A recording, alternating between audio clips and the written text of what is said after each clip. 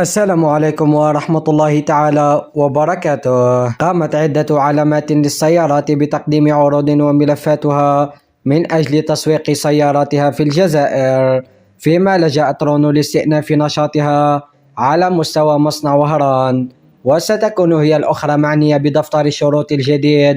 وبالنسبة لكيفية شراء سيارة بالتقسيط من رونو الجزائر، نوضح هذه الأمثلة البسيطة ليتضح الفهم بالمثال.